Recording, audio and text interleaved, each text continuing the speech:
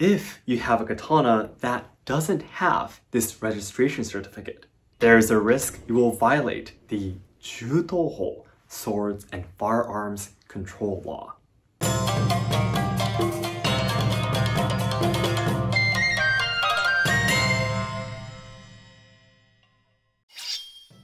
皆さんこんにちは and welcome to Let's Ask Shogo. In this channel, as a katana otaku and trainee, I've made quite a few katana related videos. In the comments of these videos, there are some questions that I often receive. I tried to answer them individually, but I wasn't able to give a sufficient answer. And there will be more people asking the same questions somewhere. So today, I will mash up 5 most frequently asked questions about the katana and answer them all. I will be counting down the questions most frequently asked, so I hope there will be something that you wanted to know too. If you have any questions about the katana that weren't answered in this video, please let me know in the comments below, and I'll be more than happy to make a second part. And even if you get confused somewhere during the middle, that's okay. I will wrap everything up again at the end of the video in today's conclusion. それでは本日も参りましょう。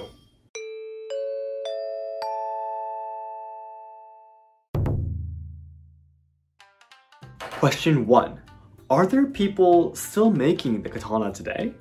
The answer is yes. There are still about 350 swordsmiths in Japan who are still making the katana blade today. I must make it very clear that this is the number of people making the blade. Almost every kind of Japanese traditional craftwork is made by dividing labor to each professional. In case of the katana, the craftsmen who make the metal fittings, who weave the braids on the handle, who makes the tsuba ring, and who makes the sheath and such are all different. What's amazing is that the swordsmith's techniques to make and forge the katana have barely changed from how it was in the Heian era about 1,000 years ago. This is because katana were originally items meant to be dedicated to God and were considered the wielder's soul among the samurai. Therefore, the katana making itself is thought of as a ritual ceremony, which means the procedures must not be changed, and being able to easily produce the katana is not the purpose. Then how do you become an independent Tosho swordsmith? The 3 main steps are the following. 1. Train under a licensed swordsmith for at least 5 years. 2. Take a test to receive license. 3. Prepare a workplace and the necessary machines. 1. Train under a licensed swordsmith for at least 5 years. The first step of finding a master that would accept you as his apprentice is already extremely difficult because there are only about 100 licensed swordsmiths that can teach you. Even if you were lucky to find one, during your 5 years of training from there, you will not be paid anything at all. You are of course responsible for your own rent and daily expenses. Depending on where and who you are studying with, you may need to pay extra materials and facility fees. The trainees will obviously have to do part-time jobs in their free time to survive. For your master, you are nothing but a waste of time if you're not going to be serious. So he of course is not going to be kind or gentle to you, teaching you everything step by step. Most of the time, you'll just have to watch and steal his skills. 2. Take a test to receive license. After enduring the long and hard training period for more than 5 years, if your master admits you are worthy enough, you will finally be able to apply for the test to receive the license of a professional swordsmith. This test takes 8 days to confirm the basic skills of the entire sword-making process, such as forging, polishing an exterior by making a short wakizashi. If your basic skills acquired in the training are judged that they have not yet reached a certain standard, you will have to take the exam again. 3. Prepare a workplace and the necessary machines. Congratulations, you have finally passed the exam and are now officially a licensed swordsmith. However, the path to working as a katana swordsmith in Japan is not that easy. In order to become independent, it is a law that you must prepare and report where your own workplace is going to be to the government. You also need all the machines and tools to make a katana too. The cost of opening a new workplace is said to be several million to 10 million yen apart from the land cost.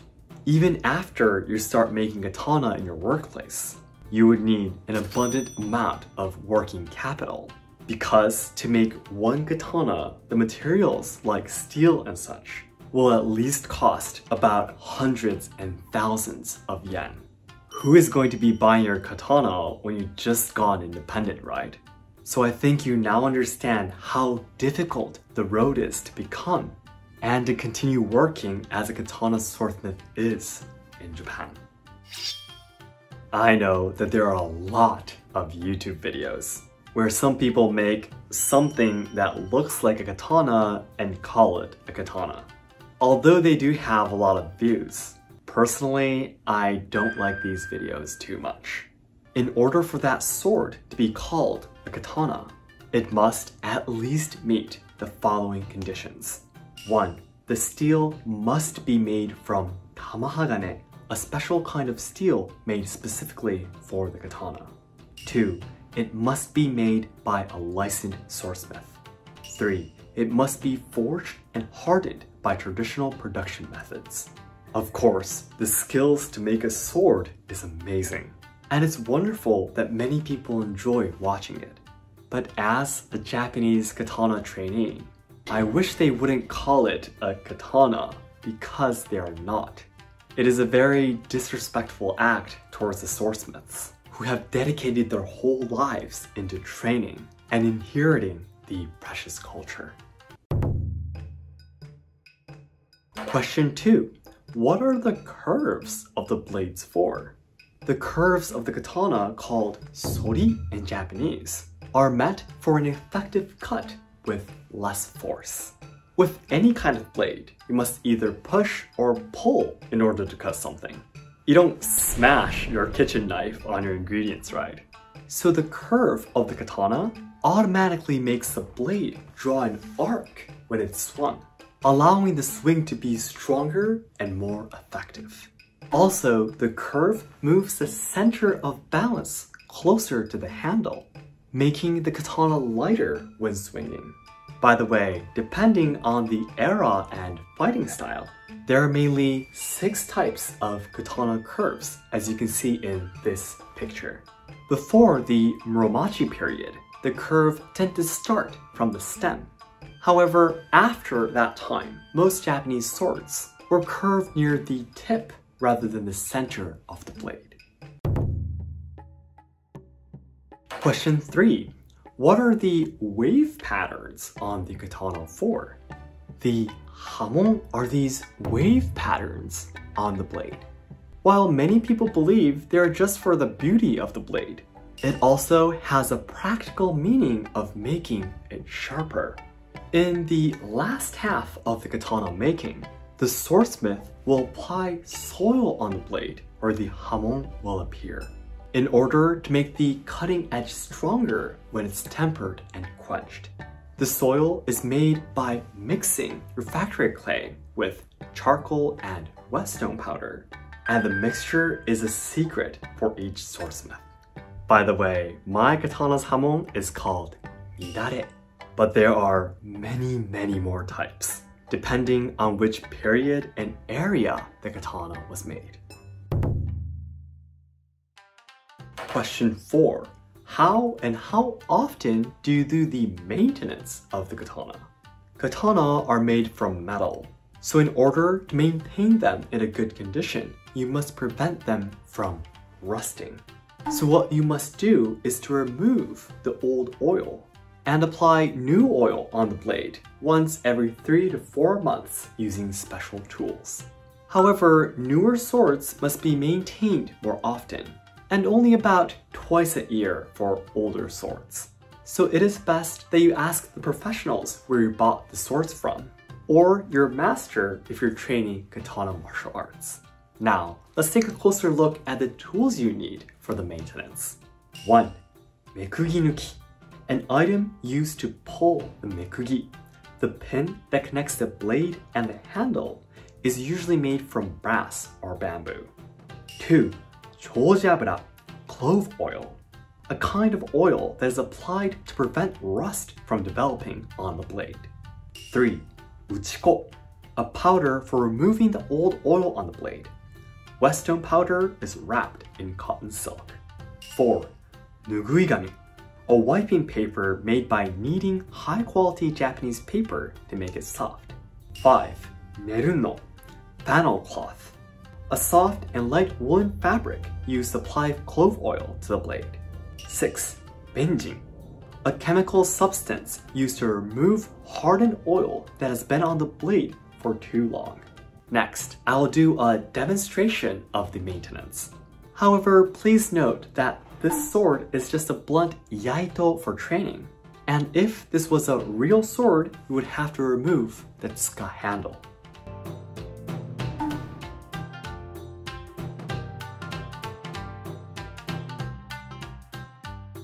One, use a nuguigami to remove the old oil and make the blade clean.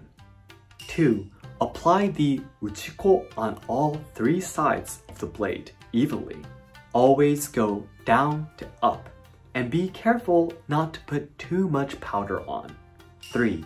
Use a different nuguigami from the first step to wipe the powder off. If the blade is not clean enough, you can repeat the procedure of applying the powder and wiping it off. 4. Apply the clove oil using the flannel cloth, again on all 3 sides evenly, always in a down to up direction.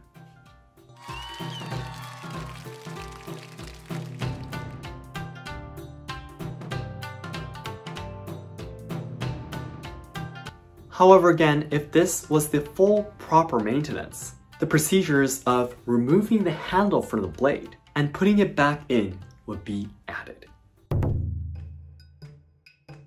Question number 5. Do you need a special license to own a katana in Japan?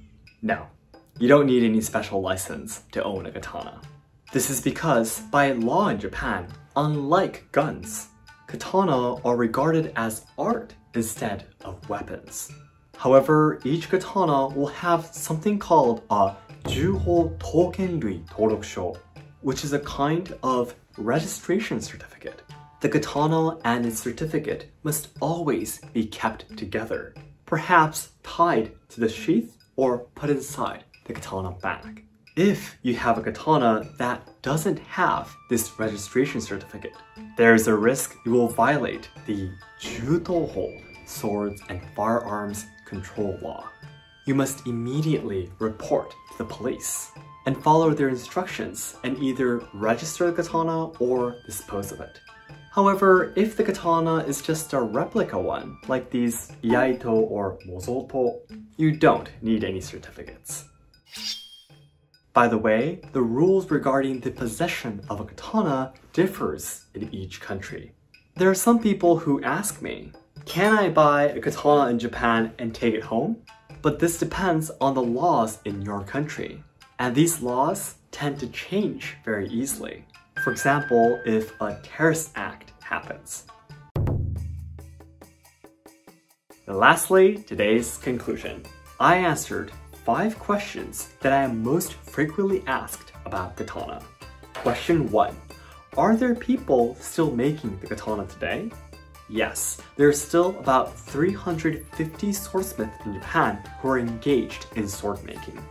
A katana must be made by licensed Tosho swordsmith in a traditional production method using specified material. Question 2. What are the curves on the blade for? The curves of the katana, called sori in Japanese, are meant for an effective cut with less force. Question 3. What are the wave patterns on the blade for? It is the part of the blade that produces the katana's beauty and also makes the cutting edge stronger to make it sharper. Question 4. How and how often do you do the maintenance of the katana? You will have to do the maintenance of the sword using special tools every 3 to 4 months. You must remove the old oil and apply new oil on the blade to prevent it from rusting. Question 5. Do you need a special license to own a katana in Japan? No, you don't, because katana are regarded as pieces of art by law in Japan. However, each sword must have a registration certificate kept together with it. Otherwise, there's a risk it will violate the Swords and Firearms Control Law. So that's it for today. Thank you very much for watching. If this video helped you to deepen your understandings towards katana culture in Japan, please hit the like button to let me know. And my goal is to achieve 1 million subscribers by January 2023, so your help would mean a lot. In this channel, you can take a closer look at Japanese traditional culture, tips on traveling to Kyoto, and social problems in Japan. So learners and lovers of Japanese language and culture, be sure to subscribe to enjoy more content. Also, please check out our new sub-channel and membership in the description box. Thanks again, and I'll see you in my next video. どうもありがとうございました。